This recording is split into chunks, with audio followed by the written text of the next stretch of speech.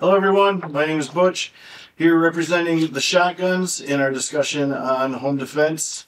I brought with me my Beretta 1301, got a nice red dot optic on it, weapon mounted lights, some extra ammo, and we'll see if we can win this debate. Well, I'm Dave, and I've brought my entry to Team Handgun here. I've got a nice SIG P320 with a mounted light and an optic on top. And I'm probably going to be staging this for my own defense. I just got it, and I'm putting it through its paces, and we'll see where it goes. And I'm Matt, representing Team Rifle, and I brought my New York compliant Mini 14, and we're going to talk about why this is the best home defense choice. And this gun is set up with a couple extra magazines. I usually have one in it, and I've painted the front blade on the front sight orange so I can see it a little bit better. Round one. All right, so first up, guys, is stopping power. Who's going to win this one? I win. Butch wins. Butch wins. Wait, shotgun wins. All right, so tell us why. There's no such thing as a one-shot stop, in my opinion, but about as close as you're going to get is going to be a shotgun. I don't need a one-shot stop. I've got 10 right in the gun ready to go and 20 more behind I it. can agree with that. I got 9 coming with each trigger press. Okay. So volume of fire, I'll go with that. Volume of fire. Stopping power, okay. Kinetic energy. You know, a 12 gauge in the chest, they're going to be going down. Okay. Couple 9s in the chest, they're going to go down eventually. Sure. Right. And some 5.56 in the chest. They're They're probably going going down. Right. Yeah. Exactly. You know, if I put one in his eye, he's definitely going down. If you Same put here. one in his eye, you put one in his eye, he's going doesn't have down. Going down. Right. Doesn't have face left. All right. Doesn't have anything left. So the rifle. So I'm carrying the rifle. I'm pulling out of the safe. I've got 30 rounds, Mm-hmm. easy to reload. And, what are we talking about stopping power? Is it just one-shot stop? Or is it, I can deal with multiple threats, one threat multiple times? What are we talking here? So I think we already said that the one-shot stop is it's a myth. Yes. Okay? Unless you shoot him in the eye. That's probably going to be a one-shot stop. Unless you turn off the computer, you're not getting a one-shot. Right. So what we're looking for is we want some stopping power. We want to just stop them from doing whatever they're doing. So really, what does it boil down to? Kinetic energy on target. Kinetic energy on target. How much can we put into them? 9 pellets from the double loud buck.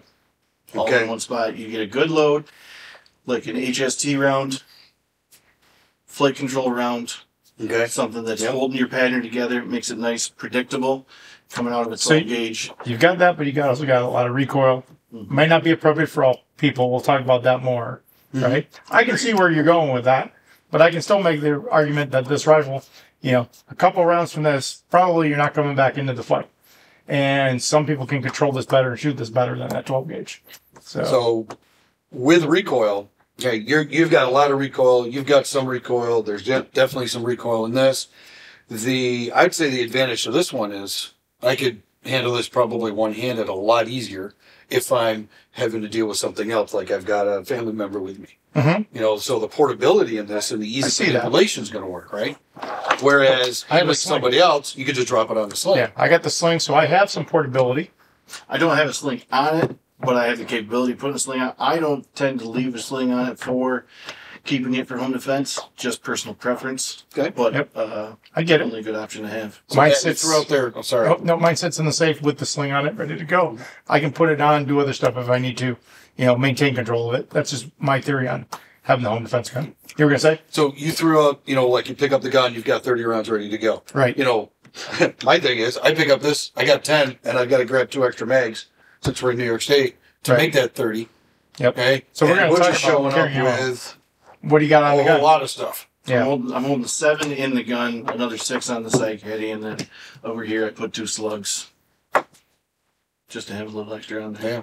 So if I do math right, it's 15 rounds. Well, if you do math right. If I do math right. Gun math. I don't know. So, yeah, I'd go with the hit, the kick, the stopping power. I think the shotgun might have to win this one. 100%. Round two. All right, guys, so we kind of tickled it a little bit. How about ease of movement? Depending on your purpose of movement. Okay. What if I needed to, I heard that big bump in the night, it's defined, there's somebody in the house and I got to get to somebody in my family. What am I going to really need to do? I need to be able to take my defensive firearm with me to that family member and get to them and then get them to safety. So let's talk about that. All right. And then we'll go into some other stuff. So I like the handgun. The handgun's got to win. You know why? Because I got a hand free. You win on the second half. The first half, just moving yourself through the home, proper manipulation, you can move through with a long gun, just as easy, coming around corners, pieing that kind of stuff. The long gun as you can, the handgun. On the second half, once you get somebody else in tow, then I definitely agree that the Gets a lot easier. a lot easier having a hand free to manipulate another person. For me, the mitigation on that again is going back to having a sling. I can sling this, keep one hand on it, have that other hand free. I can even bring this rifle up and shoot it one-handed if I really had to. So being Depending on what sling you have, the sling may actually help you do that, right? I can use to some run it one-handed. I can use some sling tension, right? Exactly. There you go. And this gun doesn't have enough recoil that's going to be a problem. Trying to run a 12 gauge shotgun one-handed might become an issue. You can tuck it up under. Yep. You can get a lot of control. You can still put effective rounds, depending on how your manipulation of your firearm works. Yep. What kind of safety you have. Yep. Your training with it, all that kind of stuff. Semi versus pump, obviously. Makes a huge difference if you're trying to run it one-handed. Yep. So I'm also guessing that the size of the shooter is going to matter too, because the smaller person trying to one-hand a shotgun, it's going to be pretty uncomfortable after the first shot. 100%. Okay. I think for a smaller shooter, smaller person. Small person. Yep. Yep. Your pistol probably is a better choice, or maybe something if you were going to rifle like a pistol caliber carbine type might be better. Given we're in New York and a lot of the restrictions we have on long guns and rifles in particular. Yep. Shorter person ends up getting into a little bit of a problem with a rifle because we can't have particular stocks that make it much shorter. Make it easier to manipulate for the short shooter. Yeah. Yep. That's true. What about ease of manipulation of the guns in general, though? I mean, the rifle's pretty straightforward. It's magazine in, rack the bolt, and you're ready to go. Magazine out, put a new magazine in to reload. It's pretty easy. You can train it pretty quickly. There's not a lot of learning curve there. Mm-hmm. Shotgun, Butch, where are you at with that? It can be pretty easy. It takes a little bit of training to get used to it. Loading rounds. Especially doing stuff like you just did. What did you just do? Coming up over. Yeah. Violin loading, I call it. Loading rounds. Right. However, every time I load one, I'm loading 9 more rounds into the gun. It's practically almost like putting a whole new magazine into the gun every round. But you still can only engage one target with that round. True. Let's be clear, right? Oh, but wait. Every time I put a magazine in, I'm putting 10 in the gun. So is he. Yeah. Oh my. True. So it's one more than 9, right? It is. Usually. According to my math. Well, we can also engage multiple targets with those rounds. Right? Yeah. So the issue is with a little bit of training, right? Yep. A little bit of training, a little bit of manipulation, handgun can be viable. Mm-hmm. And I also look at it this way: with a little more training, but not a lot, but a little more training, shotgun can be an advantage. True. So as far as we're talking about extra ammo, where we're keeping it, both Matt and I are at an advantage over you here because we've got extra ammo on the actual gun. Yeah, it's on the gun, ready to go. In the middle of the night, you're going to be fighting with whatever you have on the gun. I haven't really seen anybody figure out how to stick magazines to the side of the semi-auto, so I've got to carry them somewhere. You'd have to carry them somewhere, Right. Correct. Where are you carrying them? Well, I've seen people have solutions like a quick bandolier that they'll hang on a hook on the back of the bedroom door along with the gun, or maybe next to their nightstand. Yep. I'm actually quite a fan of just a pack because then you can put more in it than just ammo. You can put medical, you can put spare car keys, that kind of stuff. It's almost like one of those sling packs or sling backpacks. Absolutely. So I have a satchel with a over-the-shoulder strap that has set up for this gun with a couple extra magazines, but also medical and a flashlight. Your immerse of death. The immersive death. That's right. That's right. Correct. So I'm going to have to make a lot of my stuff portable and remember to take it with me. Whereas Butch has got 15 loaded up, ready to go. Matt's got 30 loaded to go. But I can, in probably the same weight configuration, I can probably put about 8 or 10 magazines into my immersive death. Immersive death. And throw that on there, and I'm navigating the house. You could go my route for the pistol, though. I do have a pistol set up for the bump in the night as well. Mm-hmm. And I have a tactical bathrobe. Have you heard about that? I have a holster in my bathrobe that I have a .38 revolver that I put in there and a couple speed strips. So it's portable. And, you know, you got something to throw on the cold winter night when you got to go answer the door at 3 a.m. It's like his bathroom gun. Yeah. Heard about it. I've dreamed about it. Round 3. All right, guys. So we talked about some of the other features, but what we really didn't hit on is where are we keeping these things? Where are we going to keep our home defense firearms? This is with me all the time. No, It is. It's glued to you every day. That's right. That's why it's got a sling. Well, no. Yeah. A handgun's with me all the time. Well, Ease of portability. We already talked about Truth. that, right? Truth. But I don't think you can be running around out in public with that, because if you do, it's really gone to hell. Same thing for the shotgun. Even at home, this is not with me. It's going to be stored somewhere. Yeah. So So let me kick it off with, this is either going to be in a lockbox or a gun safe, depending on what situation I'm in and what's Right. going on, or it's going to be secured near the bed or within reach of where I need it to be. Okay.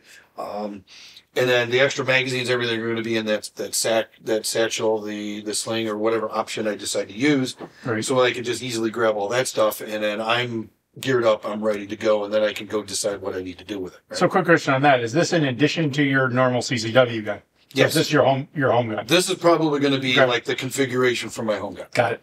My carry gun is a little smaller, a little bit different, but still, it's not like it wouldn't work. I'm just going to dedicate something to keep it around the house. Got it. So storage for this one's going to be pretty easy. I can put this sucker in a drawer All right. or a small nightstand safe. You know, I know people that have they've taken retention holsters for other-handed people, you know, opposite them, and they've actually attached them to the backs of nightstands and the Right. bed frames, so that they've got a secure location that's hidden for the gun where they can get it. Put it in there. So different ideas are good. Yep. It just means that you got to make sure that everybody in the household is going to know where the gun is and if they're okay to access it. We'll get into that in a minute. Okay. But what are you guys doing with yours? How are you storing yours? So I guess, you know, the idea of storage, there's a couple things we have to think about is we want to be able to get to it, but we also want to keep people who are not supposed to get to it away from it. Right. So it depends on who you have living in your household with you. But anyone that is authorized or can access this gun needs to know where it's stored and how. For me, that's a quick action safe that I have up in the bedroom. And the people that I have living with me, you know how to get in the safe. And then they're going to have to know how to operate the gun, which we'll talk about a little bit about that. So yeah, quick action safe in the bedroom. That's going to be my fallback position. That's where this is going to be set up. Butch, what about you? Very similar. Quick access safe in the master bedroom closet. That's Same also here. kind of our fallback. I do have other firearms that are safely staged elsewhere in the house. But going back to Dave's point, handgun is a little bit easier to keep that discreet in a cupboard, in a drawer, something like that. You can put littler safes in there, whereas this, you're going to require some sort of a closet or, well, a closet. Yeah. Basically, yeah, it's A closet. But some sort of container in the Yes. closet too.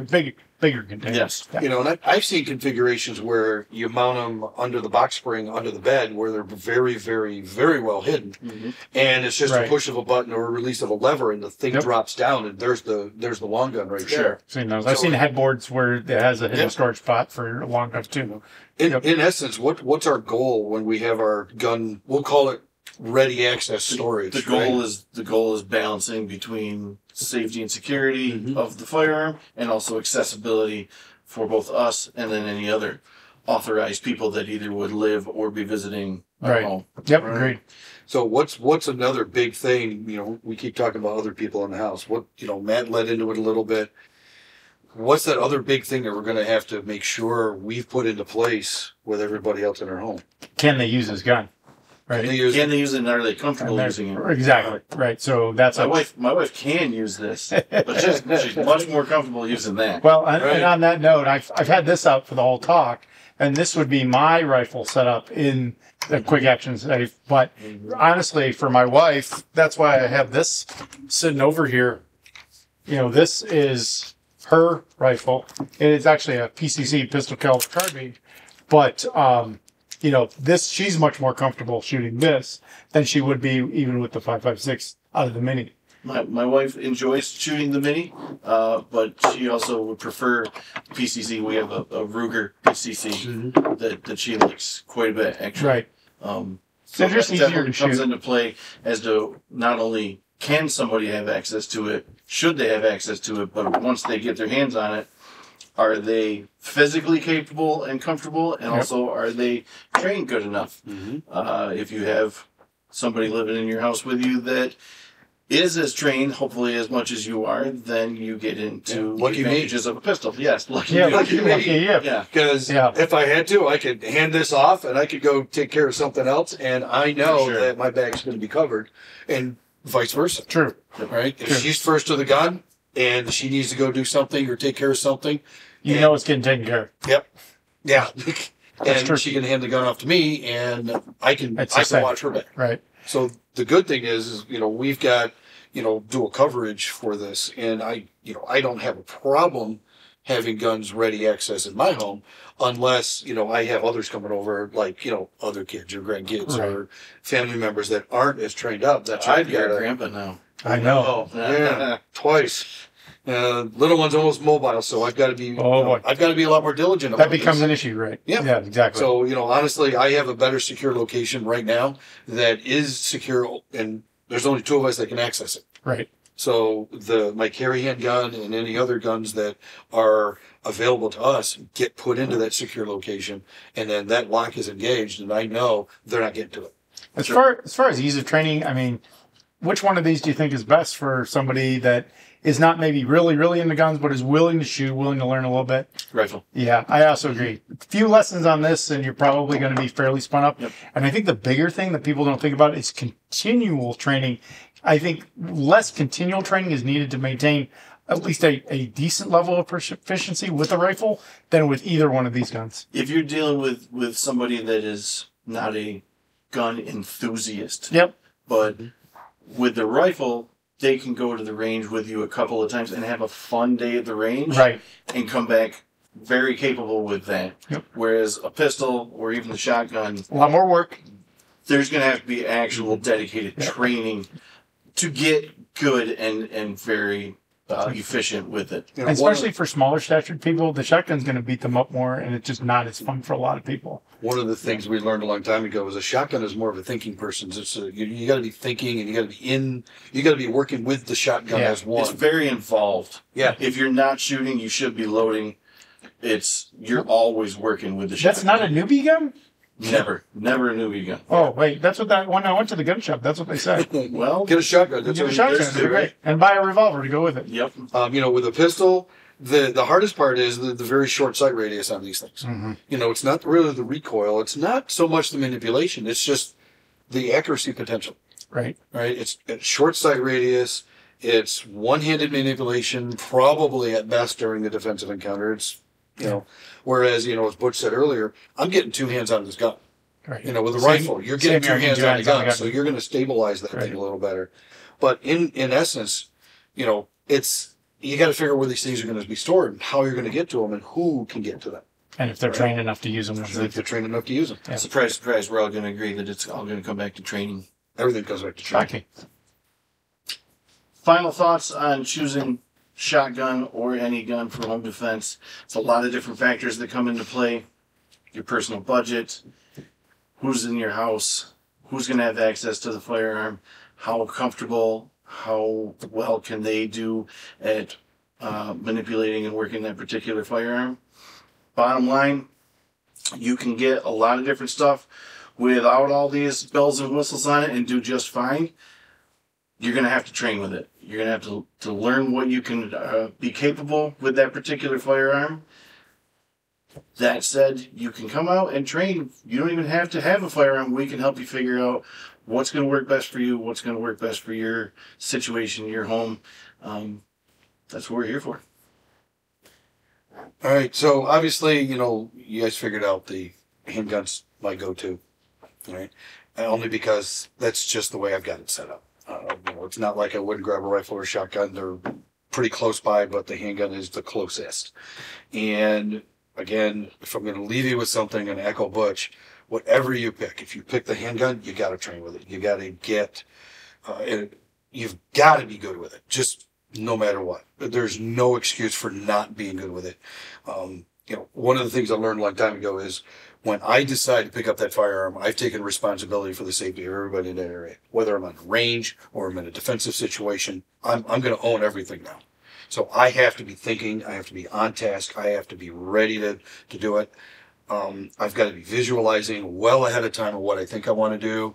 I want to participate in some force-on-force training where I'm using simulated firearms and I'm understanding how the people can react and how I'm going to react, because in the moment, I'm not going to be able to invent anything. Okay? I'm going to be reacting to what's going on, and I better have a heck of a game plan or else I'm going to be losing.